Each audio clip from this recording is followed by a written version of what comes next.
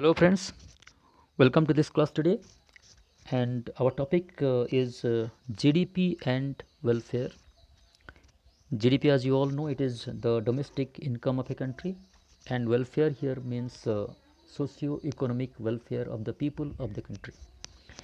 Now, what basically we are going to discuss is that we will try to understand, can GDP or income of a country be a true indicator of the welfare of the people? Okay, or if I speak in other words, can a rising income of a country or increasing income of a country bring better standard of welfare for the population of that country or not? That is what we are going to understand in this video. Okay, because we know that a common man's idea is that the more is the income, the more will be the happiness, the more will be the welfare. But to what extent is it is correct, to what extent it is justified?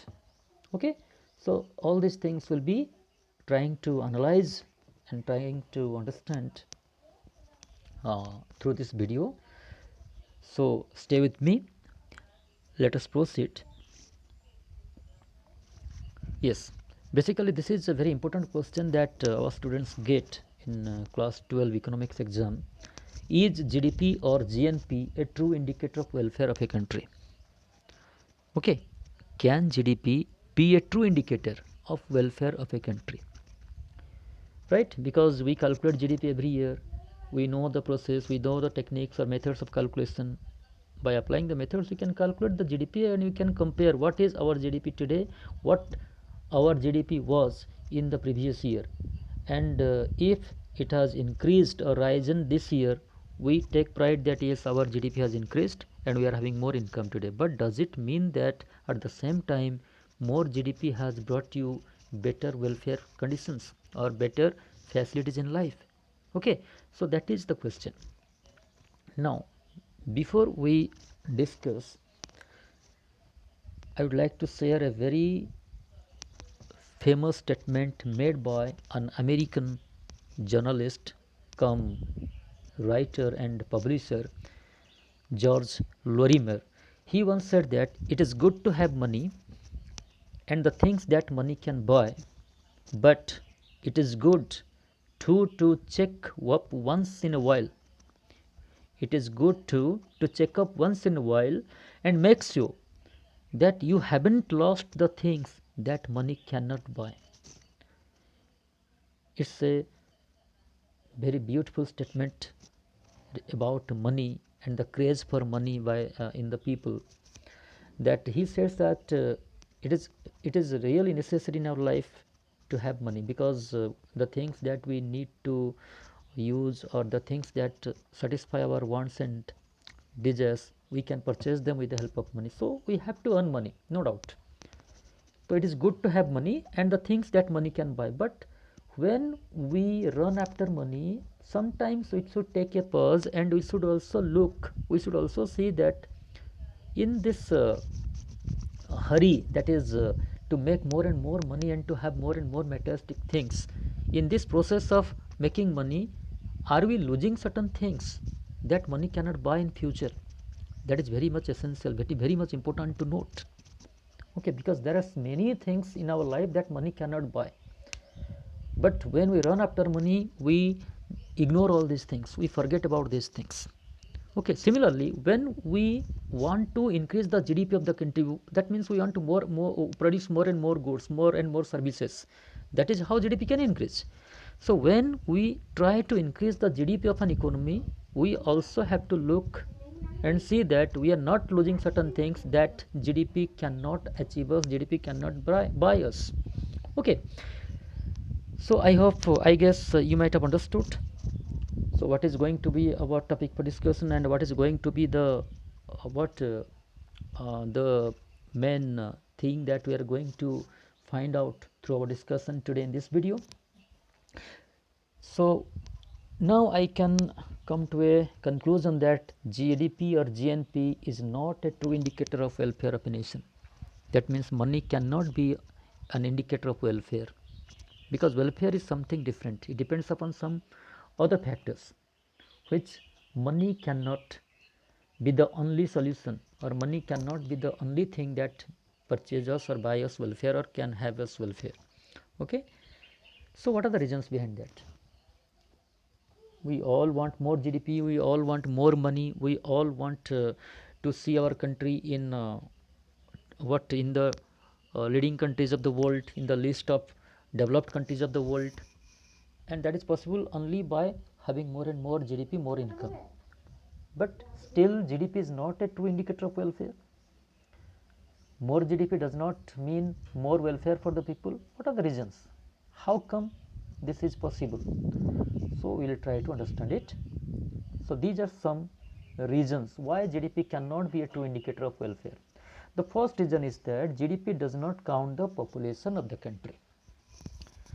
Now think for a while, if your income is rising, if income of a country is rising, and at the same time the population of the country is also rising, then don't you think that the rising population can nullify the effect of rising GDP?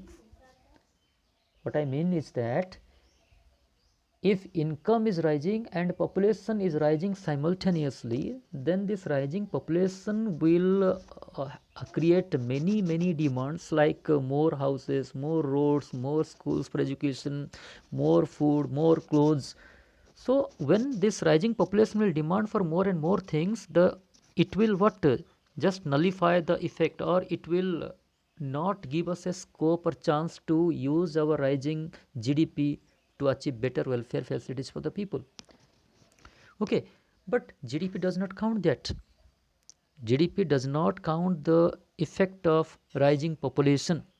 It simply tells us the value of the total final goods and services produced by the three sectors of an economy in a year. It does not tell us about the population. Okay, so but population, when we talk of welfare, it is the population that matters, because all the problems that we are facing in our country today in India, like poverty, unemployment, scarcity of water, scarcity of land, rising prices of goods and services, all these have got some connection with the rising population. And all these troubles have brought us misery, difficulties we face in our day-to-day life. But GDP does not count these things. Okay, GDP just counts the value of the goods and services produced. It ignores the fact that rise in population can be a threat to welfare of the people in the society. If the demands, requirements of the rising population cannot be met effectively, so GDP cannot be a true indicator of welfare from this point of view. Okay, next, if I move to the second point, GDP does not reflect. So this should be here, it should be GDP does not reflect. GDP does not reflect the actual distribution of income in the economy. GDP does not reflect the actual distribution of income in the economy. Okay, when you say that the income of a country, suppose let me say, when we say income of a country, suppose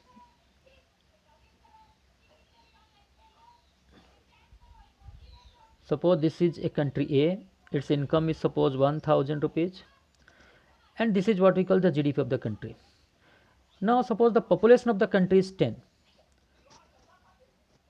You know what is per capita income? Per capita income means total income of the country divided by the total population. Now it stands 100 rupees. Now the question is, if per capita income is 100 and GDP is 1000, does it mean that every person, that means there are 10 persons, every person has equal 100 rupees? It may not be so. Some people may have more than 100 rupees, some people may have less than 100 rupees, and some people may be there who may not have any income at all. They may have zero income. So this is the thing that GDP misses out. GDP does not tell us, it does not reveal the actual distribution of income in the society or in the country. Whereas the welfare of the people depends upon a fair distribution of income. Income should be distributed fairly among all the categories of people. Then only they will be in a position to purchase the goods and services that they really want in their day-to-day life. And if income is not fairly distributed, some people have very high level of income and many people are there who are having very low income in the country. But in GDP we count the total income of the country. That does not show the actual welfare of the country, actual welfare of the people in the country. Okay, so here GDP fails. Then the third point is that GDP does not include the non-market activities such as services of a housewife, kitchen gardening, etc.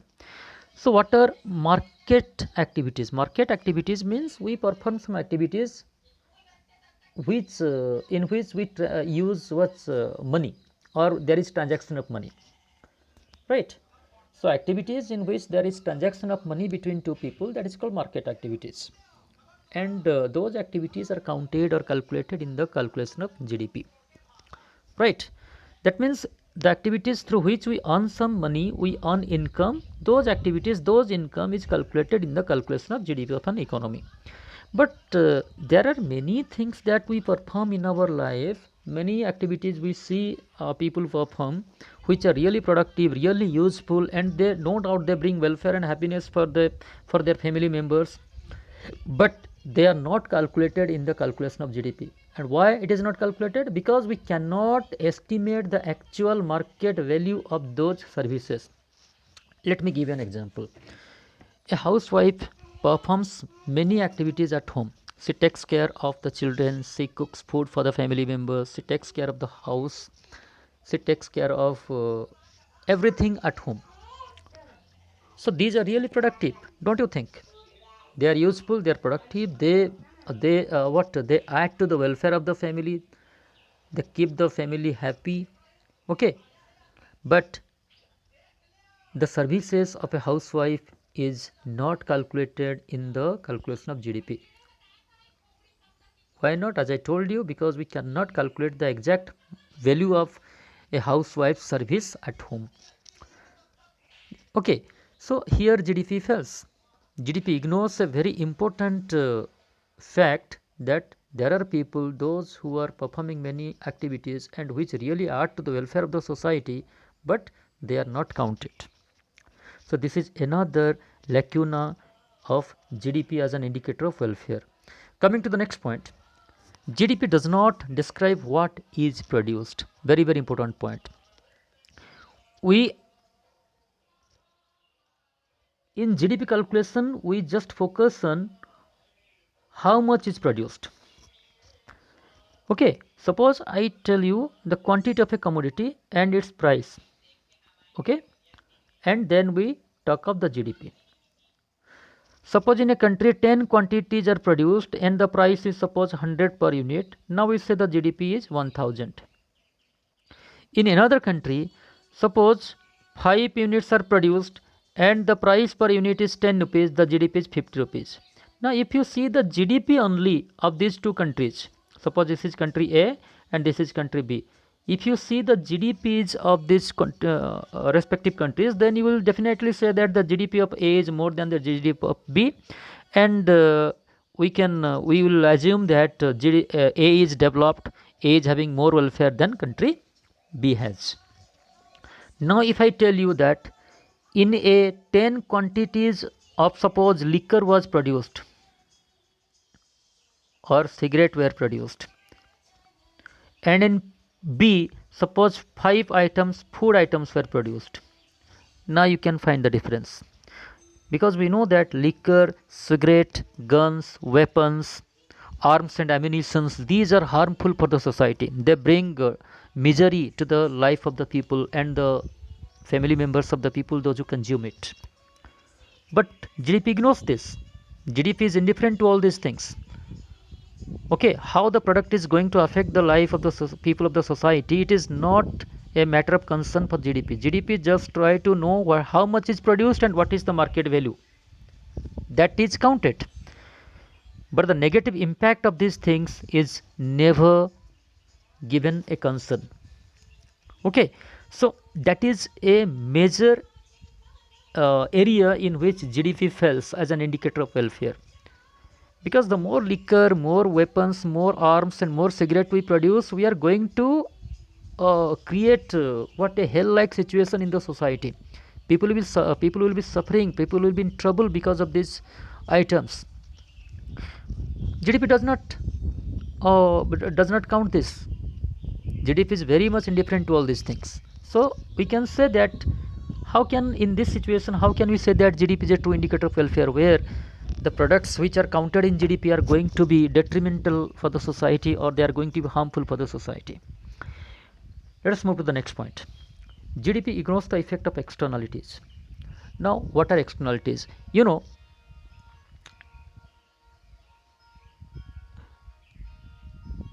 We'll take an example here to understand the meaning of externality. We all want more GDP, correct? GDP means more income. So if we want to increase the GDP of the country, we have to have more production. We have to increase the production, and production by the three sectors: primary sector, secondary sector, and tertiary sector. If we can increase the production by the three sectors, then our GDP will increase. Right or not? But to increase more production, we have to exploit more resources. We'll have to set up more industries. We have to cultivate more lands. We have to use more water, more energy sources, more coal, more petroleum. We will have to have more transport facilities. So all these things, don't you think that when we will have more industries, when we will have more exploitation of resources like coal and petroleum, that is going to have a negative impact on the society, negative impact on the environment, negative impact on the ecological system of the earth, right? So what I mean to tell you is that when we have more industries or more factories, that is no doubt it will increase the production, and when production increases, GDP also increases. So this is how we can increase our GDP. But when we talk of welfare, there are certain other factors that we should not forget to mention here. When we have more industries, at the same time we create more pollution.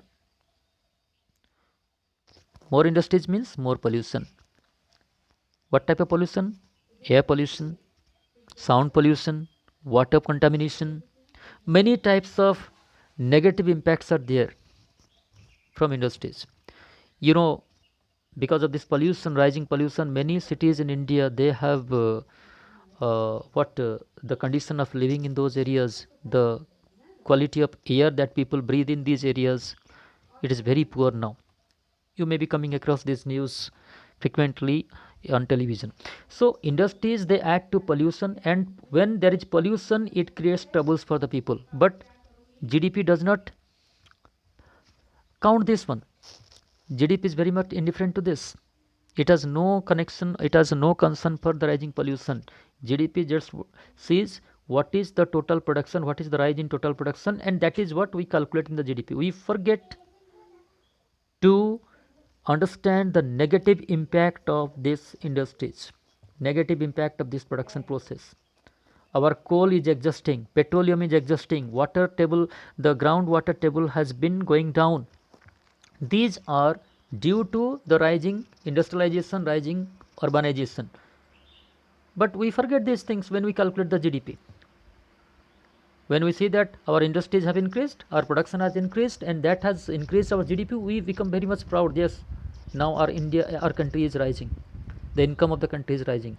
But have we ever tried to pay a note to the negative effects that has been caused, or that have been caused by this rising industrialization? We forget that. Okay, so this is called externality.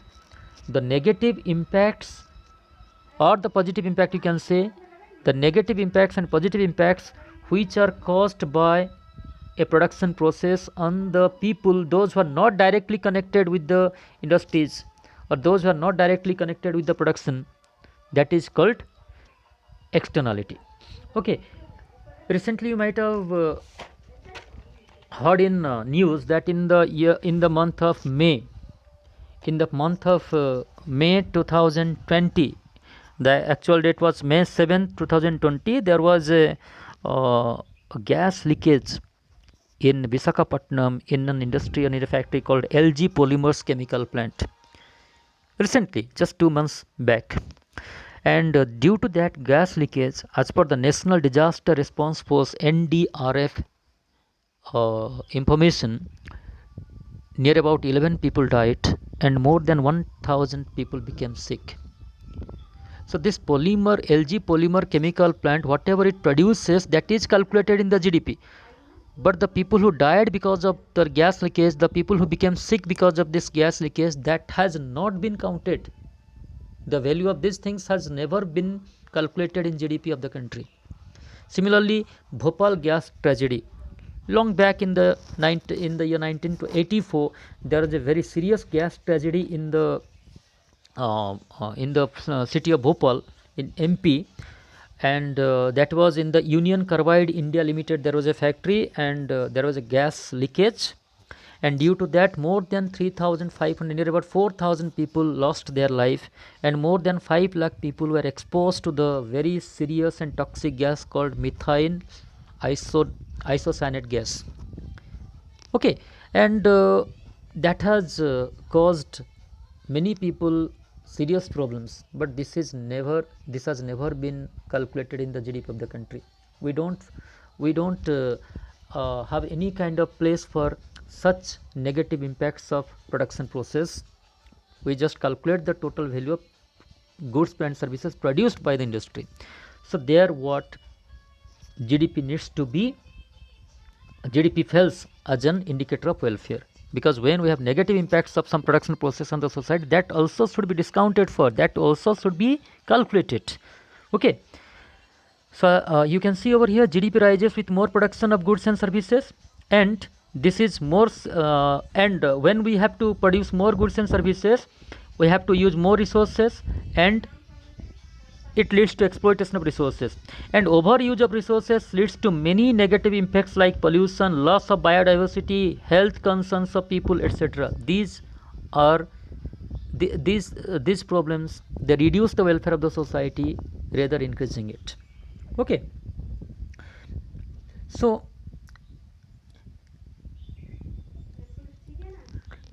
now we can conclude that GDP can be an indicator of the growth of the country. GDP just tells us what is the income of the country, how much income you have gained this year, how much money you have made this year compared to the income previously, but it does not tell us about the welfare of the people living in that country. Okay, before wind up, I would like all of you to just go through this. Economic growth has raised living standards around the world, no doubt. When we have more growth, our living standards have increased. However, modern economies have lost sight of the fact that the standard metric of economic growth, that is GDP, merely measures the size of nation's economy and does not reflect a nation's welfare. It states that economic growth is good, economic growth is helpful to fulfill our needs and our wants to some extent, but the way the measurement or the instrument that we use as a metric of economic growth of a country, and that measurement, that technique is, that instrument is called GDP, which is used to compare countries on the basis of development or on the basis of growth. It simply tells us the what it is the size of nation's economy. It tells us about the economic condition of the country, but it does not reflect the actual welfare of the nation's people. Okay, and further, focusing exclusively on GDP and economic growth or economic gain to measure development ignores the negative impact. Please note it. I would like to highlight this. If we simply focus on GDP and economic gain to measure development, that means we ignore the negative impacts of economic growth. When we have economic growth, at the same time pollution, many kind of negative impacts also rise side by side. Okay, that also should be counted for. So we ignore the negative impacts on the society of this growth process, such as climate change, income inequality, biodiversity loss. Many negative impacts are there. Okay, we forget these things or we ignore these things. Okay, next, these are some facts. These are some facts, and I hope you will agree with me that GDP takes a positive count of the cars we produce but does not count the emissions made by these cars. In the calculation of GDP, we calculate the value of more cars, number of cars produced in a country, but the emission, the pollution caused by the car, it is not calculated. Similarly, GDP includes the value of building new cities, but does not discount for the vital forests they replace. For in the name of urbanization, in the name of industrialization, we cut down trees, we cut down forests, and cutting down forests is a what permanent damage caused to the environment, caused to the species of animals and plants. We don't calculate the loss we made or we make in this process, okay, in the calculation of GDP. Next, GDP counts the value of production of cigarettes, liquor, arms and weapons, etc., but does not count the negative effects of this on the society. Similarly, the last point is that GDP rises with rise in communication network but ignores the damaging effect of the radiations caused by this on the birds.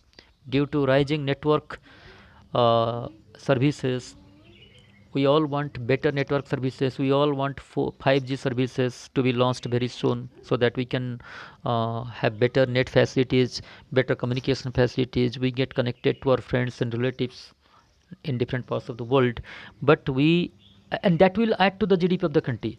If we have better network facilities, once 5G is launched, people will start using that, people will demand more mobiles, 5G mobiles, they will replace their old mobiles and they will go for 5G mobiles, they will go for 5G SIM cards, okay, and that will add to the GDP of the economy. But we have to also understand that this network facility, rising network facility, is going to cause severe radiation in the atmosphere, and that is going to be what very much fatal for many kinds of birds. And in fact, many species of birds have become extinct because of this impact of radiation. So this is a very small video I prepared for all of you, just to make you understand that GDP, no doubt, we cannot survive without money, but at the same time, we have to understand that there are certain things that money cannot buy us, and we are losing those things in the process of earning money. So, when we go for more and more money, we want more and more GDP for the country, we should also take care of the things that are really important in our life or really important for the welfare of the people. This should never be compromised for. I hope you understand me. If you like it, please share it with your friends, and we'll be having more such interesting videos in the coming more interesting topics in the coming videos I'll be sharing with you. Till then, take care, have a nice day.